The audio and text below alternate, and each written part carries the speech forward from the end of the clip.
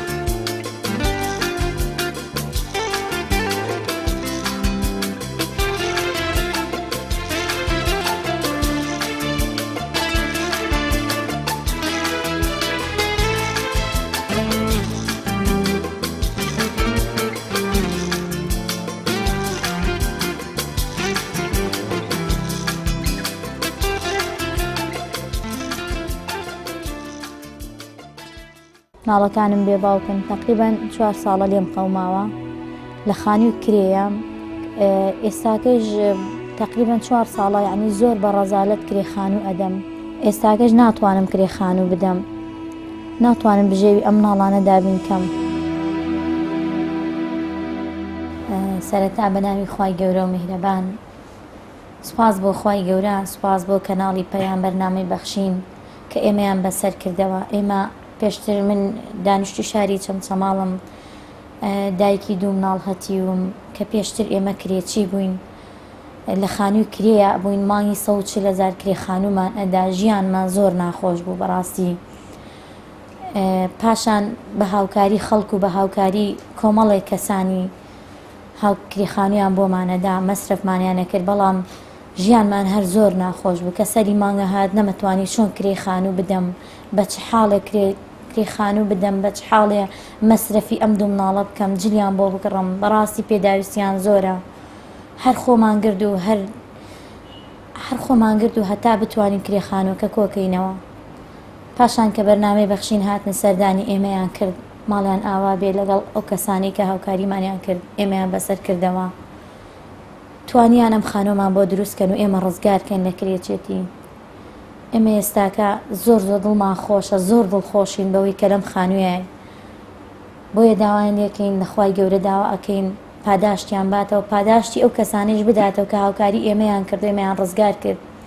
ئێمە سەرەتا هیچ شتێکمان نەبوو، تەنیا لە خانوویەکا بوونی، هیچ پێداویستی ماڵمان نەبوو، هیچ پارەی مەسرفم تەنانەت پارەی ئەو مناڵانەم پێ نەبوو کە بۆ مەکتەبە ڕۆشتن.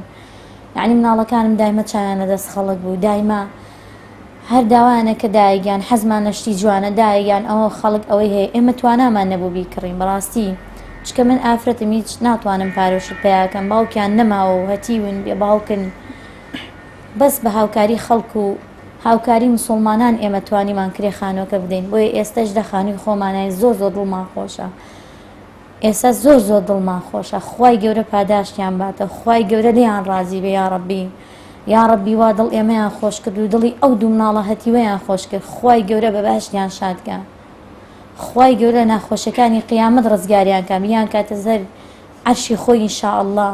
خوای گەورە پاداشتیان باتەوە یا ڕەبی.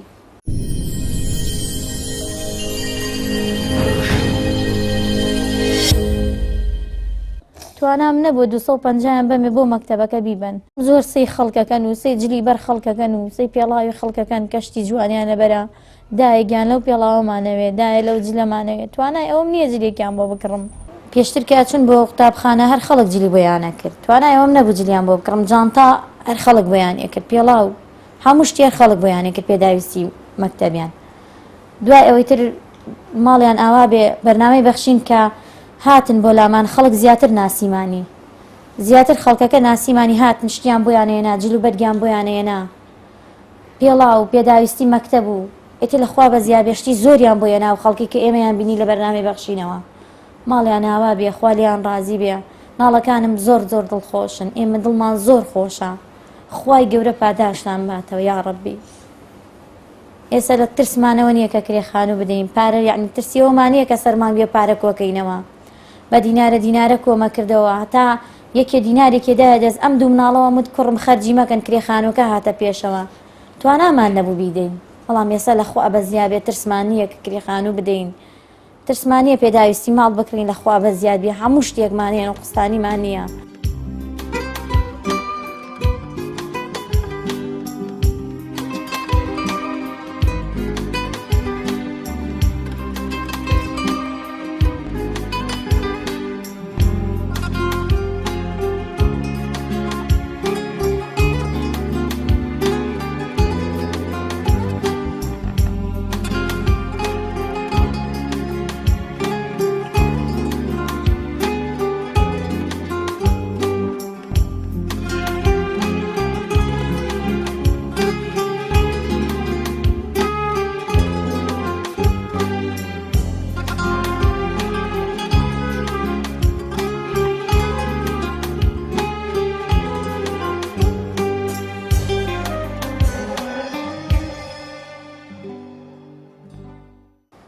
قەت لەو باوەڕێیان نەبووم کە جاردم خاوەن خانوو نەمەتوانی کرێ بدەم بەڕاستی. بەڵام ئێستا ماڵ خوا ئاوا بێ بەرنامەی بەخشین ئەمەیان بەسەر کردەوە. ترێ شتێ بوو لە خواوە بوو یارمەتیمانیاندا. ئێستاکە جگەلەوەی کام خانویان بۆمان کردە هەموو کاتی بڵین سەردانمانەکەن، پێداوی چیمان بێ پێداویستی بۆمانە کڕن. بەڕاستی زۆر ماڵیان ئاوا بێ، خوالیان ڕازی بێ. نقوستانی ترمانە بێ خۆیان پێمانەڵێن کامە نقوستانیتانە بەسەرمانەکەنەوە، ماڵیان ئاوا بێ، خوا پاداشتیان باتەوە یا ڕەبی. ئێمە زۆر لیان ڕازین، ئینشاءالله خوایش لیان ڕازیە بێ یا ڕەبی. چ شتێک ماوە بۆتان جێبەجێ نەکرابێ کە پێداویستی بێ یاخود پێشتر مناڵەکان داوایان کردبێ و لە ئێستا بۆیان نەکرابێ؟ لەخوا بە زیاد بێ هەموو شتێکیان بۆمان کردووە. ئێمە هیچ نقوستانیمان نییە، هەموو شتێکیان بۆمان کردووە. داوای هەرچیەکمان کردبێ قەت ڕێگر نەبوونە بڵێن ئێمە نایکەین، کردویانە بۆمان. ماڵیان ئاوا بێ، خوا پاداشتیان باتەوە. بەڕاستی خوای گەورە ڕەحمیان لێ بکا، بەڕاستی ئینسانی ڕێک پێکن، خوا پاداشتیان باتەوە یا ڕەبی. ئێمە دڵخۆشین، ئێستا ترسمانیە کرێ خانوو بدەین، زۆر دڵمان خۆشە. یەکێ لە داواکان ئەوە بوو کەوا نزیکی ماڵی باوکت بێ خانووەکەت، ئەم ئاواتە هاتە دی؟ بەڵێ پێشتر وتیان بەرنامەکە وا بوو کە ئەیانوت ئێمە لە هەر شوێنێ خانووت بۆ بکەین، بەڵام خۆم داوام کردم ناتوانم ئەبێ لێرە خانووم بۆ بکەن. وتیانێ و تۆ چی بڵێ ئێمە ئەوواکەین. ماڵیان ئاوا بێ کە منیشیان نزیک ماڵ باوکم کردەوە و توانای کرێ خانووم نەبوو. بەڵام ئێستا لەخوا بە زیابێ موچەیان بۆمان دابین کردووە، هەموو مانگێ موچەمان بۆ بڕنەوە، هەموو مانگێ وەری ئەگرین. لە خوای گەورە بە زیابێ من زۆر دڵمان خۆشە ئێستاکە.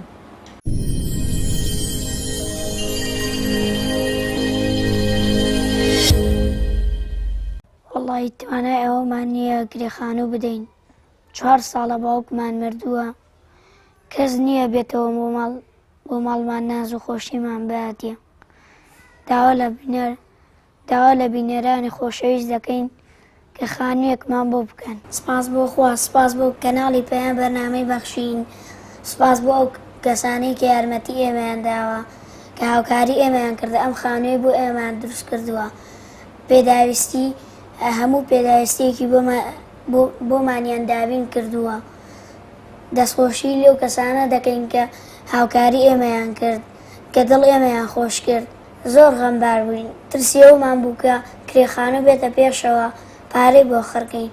دایکم پارەمە خەڵک هاوکاری دەکردی هەڵمان دەکرد لە ترسی ئەومان بوو کە کرێخانەکە بێتە پێشەوە بیدەینێ.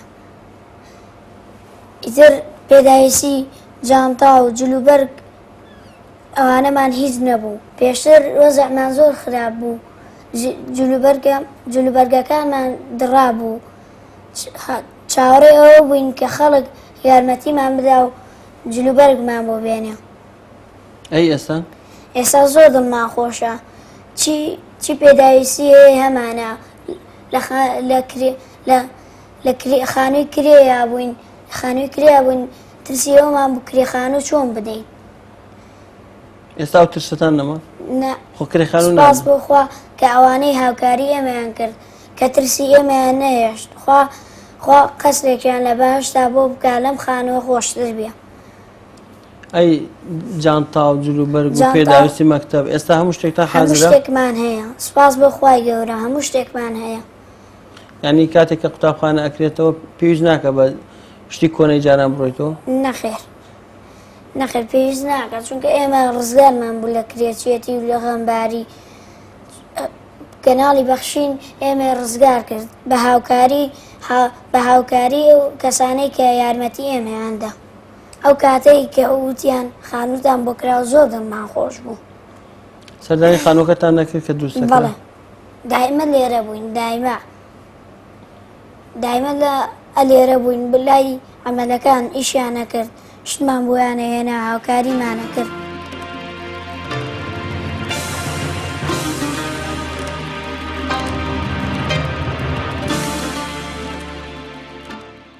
ئێمە هەتی ویلیسمان پێدا کرێتی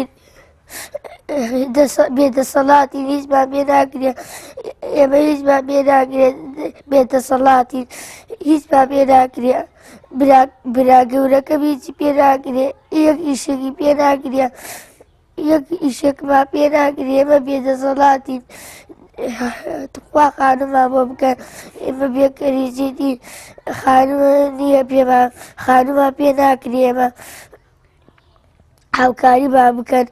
خوا سەرتا بەناوی خۆی گەورە و میهرەبان کەناڵی پەیام بەرنامەی بەخشین زۆر سوپاسیانەکەین کە هاوکاری ئێمەیان کردووە، لە کرێچێتی ڕزگارمانیان کردووە.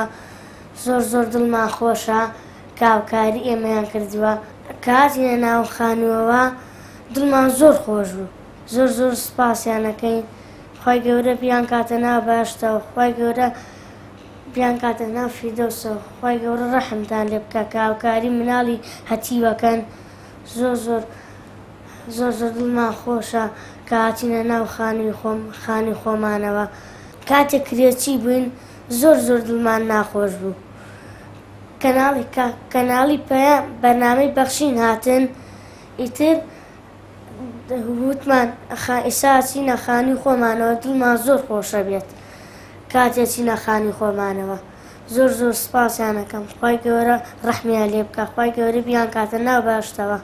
کە هاوڕێکانم لە مەدگەم دەرەچن ناجیحە بن، من یەک شتێک دایک و باوکیان هەموو شتێکی بۆ کردن، من یەک شتم نییە بیکڕن، هەمویان ناجیحە بن هاوڕێکان، من یەک شتم نییە، من هەموو هاوڕێکانم هەموو شتێکیان هەیە. کاتی چوون بۆ قوتابخانە سەیری خەڵکمانە کرد، ئەمانوت جلوبەرگەکانیان چەندێ جوانە، جلوبەری ئێمە دڕاو و ناشرینە. ئەی ئێستا دڵمان زۆر خۆشە، هینە جلەکانیشمان پاکن. تۆش خەمی کرێت بۆ کاتە؟ بەڵێ. بۆچی؟ ئەمانوت کرێ هاتۆتە پێشەوە ئیستک کرێکەمان بۆ نادرێت شتەکان بخۆین. خی گەورە بیان کاتە نافی دۆسەوە، خی گەورە کۆشکێکی گەوریان وەک لەمە گەورەتر بێ بیانداتێ، خی گەورە ڕەحمیان لێ بکە. بەخشین خێرخوازانی خۆشەویست لە ڕێگەی ئەم ژمارە تەلەفۆنانەوە دەتوانن پەیوەندیمان پێوە بکەن و ببەخشن تا بەخشین بەردەوام بێ. بەخشین 1970 961 13 1970 961 1950 723 25 55. ئەو کاتە هیچ شتێکی نەوەماڵمان نەبوو کە دڵمان پێی خۆش بێ. ئێستا هاتووینەتە ئەم خانووەوە سوپاس بۆ خی گەورە ئەشیامان نقستانی نییە، هەموو شتێکمان هەیە. سوپاس بۆ خی گەورە بە هاوکاری خێرخوازان هەموو شتێکمان هەیە. سا زۆر تازن تەلەڤیزۆنێکمان هەبوو خەڵک بۆمانی هێنا، ئەو بەس ئەوە تەلەڤیزۆنەمان هەبوو ئەکە تازە بوو. ئستا زۆر دڵمان خۆشە، هەموو شتێکمان هەیە لە خی گەورە بە زیاد بێ. پێشتر ئێمە وەکو بڵین زۆر دڵمان ناخۆش بوو، توانامان نەبوو کرێخانوو بدەین، بەڵام ئێستا کە ئەوان سەردانمانیان کرد و هاتن بۆ لامان وتیان خانووتان بۆ ئەەکەین بە هاوکاری خەڵکو و ماڵیان ئاوا بێ کە توانیان ئەم خانوو بۆ ئێمە بکەن و ئێمە ئێستا زۆر دڵخۆشین. ناڵەکانم زۆر دڵخۆشن. هەموو ڕۆژێک کە ئەم خانوو دروستەکرا ڕۆژانە کە خەڵک ئیشی لێ ئەکرد وەکو وەستا و شتیشی لێکرێمە ڕۆژانە سەردانیانمانە کرد. زۆر دڵمان خۆش بوو. انشاءالله خوای گەورە پاداشیان نەداتەوە، پاداشتی ئێوەش بداتەوە کە ئێمە دڵم ئێمەتان خۆش کردووە. خوا لێتان ڕازی بێ یا ڕەبی. هاتون و ئەچین بە دەور ئەم خانووەیە، هەتا ئەم خانووە تەواو ئێمە هەر ئامشوی ئەم خانوومانە کرد. ئەنی زۆر دڵمان خۆشە بەڕاستی. خوا پاداشتان باتەوە، خوا لێتان ڕازی بێ، جێگاتان بەهەش بێ یا ڕەبی. ئێمە دڵخۆشین ئێستاکە ئێستا وازین کۆشکێکمان هەیە بەخوا ئەوە دڵمان خۆشە. ماڵتان ئاوا بێ، خوا پاداشتان باتەوە. سوپاس بۆ بەرنامەی بەخشین کە ئێمەیان بەسەر کردەوە. ماڵیان ئاوا بێ یا ڕەبی، خوا لێیان ڕازی بێ، خوا جێگایان بەهەش کاکە دڵ ئەم دوو مناڵەهەتیوەیان خۆش کرد. ئەم دوو مناڵەهەتیوە زۆر دڵخۆشن ئێستا زۆر زۆر. ترسیەومانیە کە کرێخانوو بدەین. ئێمە ئێستا لەخوا بەزیاد بێن موچەی ماڵانەیشیان بۆمان بڕیوەتەوە. ئێستا ئێمە زۆر دڵخۆشین، ماڵیان ئاوا بێ، خوا پاداشتیان باتەوە، خوا لێیان ڕازی بێ. هەرانە دایەگیان ئێمە قەت بڕوا ناگەین ئەمە خانووی خۆمان بێ. ئەنی هەر بەخۆشی و پێکەنینەوە ئەهاتنە ئەم خانووەوە. زۆر دڵخۆش بوون بەڕاستی. هاستن ئەم کوڕە بچکۆلەکەم هەر ئەگریا لە خۆشیەی دایە مە زۆر دڵمان خۆشە کە خانووی خۆمانە ڕزگارمان بوو. ترسیەوەمان نییە تەواو کرێخانوو بدەین. لەخوا بەزیاد بێ پێداویستی ماڵیان بۆمان کڕیوە. ئێمە هیچمان نەبوو، تەنیا یەک تەلەڤیزۆنیش خەڵک بۆمانی هێنابوو. تەنانەت هەتا ئاشیای ماڵیشیان بۆمان کڕی، ئێمە هیچمان نەبوو.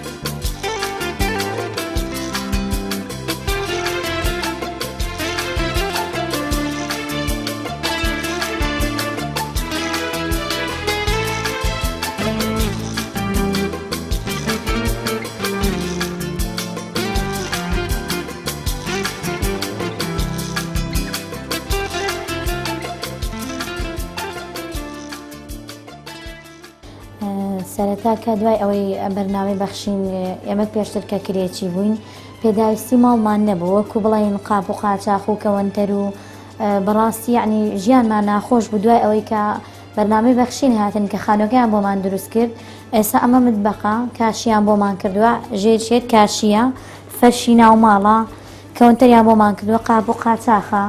ئەترەوەی پێداویستی بێ کەوچکە، قاپ شوشەیە، پیاڵایە، گشتیان بۆمان کردو کتریە، هەمووی پێداویستی ئەمە هیچمان نەبوو پێشتر.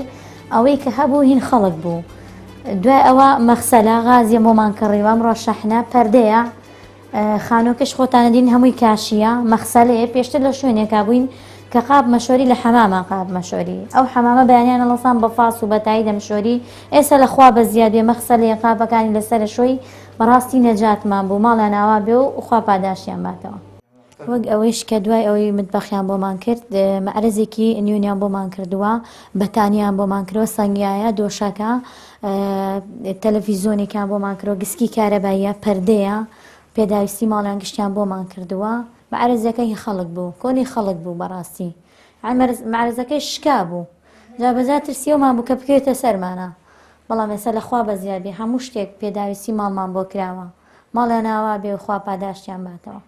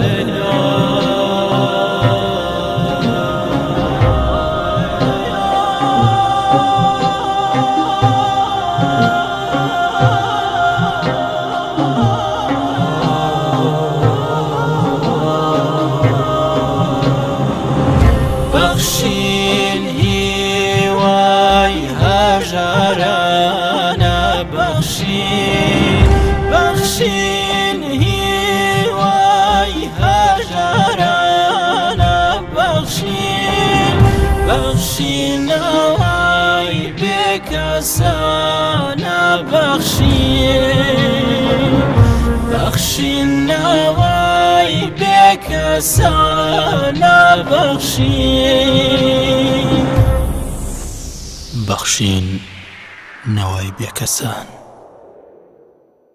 دەستان خۆش بێ هەرە و نەداواکەم لە خوای گەورە خوای گەورە لەگە پێغەمەری نازارە سەڵڵاهو عەلەیهی وسەلەم حەشرتان کە یا ڕەبی خوا پاداشتان بادە و ئێمە زۆر دڵمان خۆشە خوای گەورە جێگایەکتان لە بەهەشتا بۆ دروستکە خوایە بۆ خاتری ئیسمی عەزەمەتت وا دڵ ئەم دوو مناڵە هەتیوەتان خۆش کرد خوا دڵتان خۆشکە خوا لێتان ڕازی بێ زۆر دڵمان خۆشە بەڕاستی وازانین ئیتر هەموو ئەم دنیاین ئێمەیە زۆر دڵمان خۆشە یا ڕەبی ئەوەی دڵی ئێمەی خۆش کرد خوا دڵی خۆشکە خوا لە بیکاتە بەهەشتەوە خوا بیکاتە فیردەوسەوە لەگەڵ پێغەمبەر حەشتی کات سەڵات بەخشین خێرخوازانی خۆشەویست لە ڕێگەی ئەم ژمارە تەلەفۆنانەوە دەتوانن پەیوەندیمان پێوە بکەن و ببەخشن تا بەخشین بەردەوام بێ بەخشین 0 960 11 0 965 0 723 25 55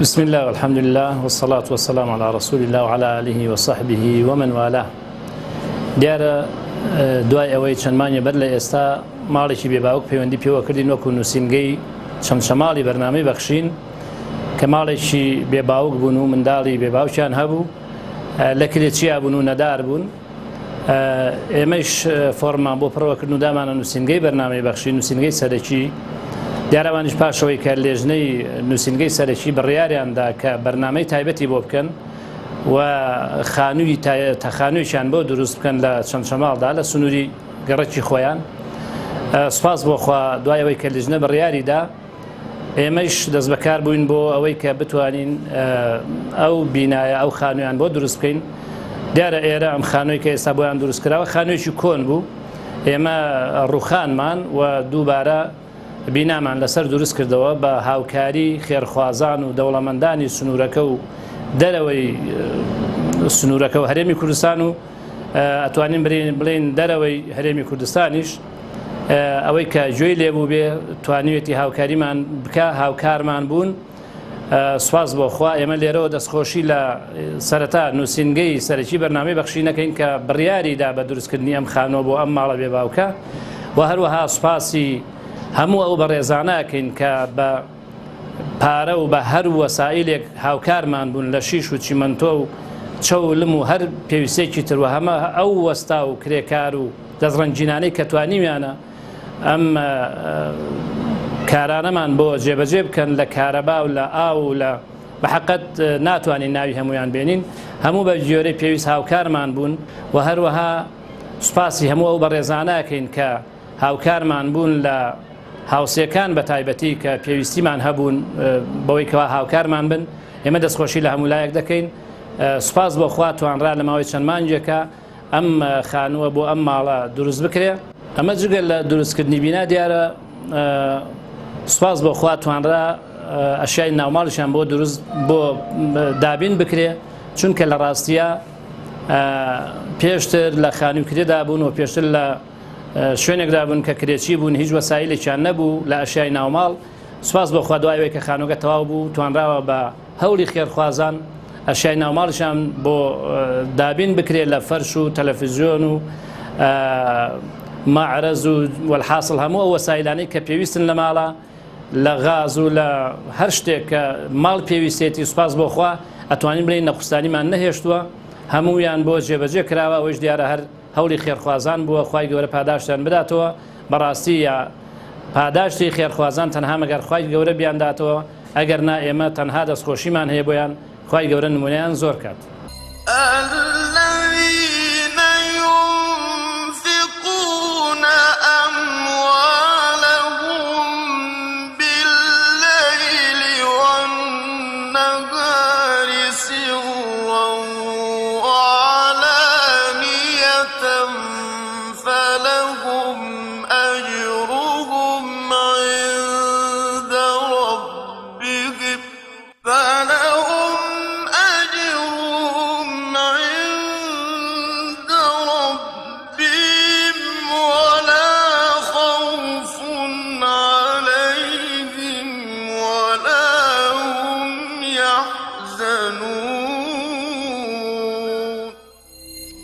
ئەوانەی کە ماڵ و دارایی خۆیانە بەخشن بە شەو و بە ڕۆژ بە پەنهانی و بە ئاشکرا ئەوانە هەر پاداشتیان لای پەروەردگاریانە و هیچ ترسێکیان نییە لە داهاتوودا و ئەوانە خەفەتبار نابن بۆ ڕابردوو.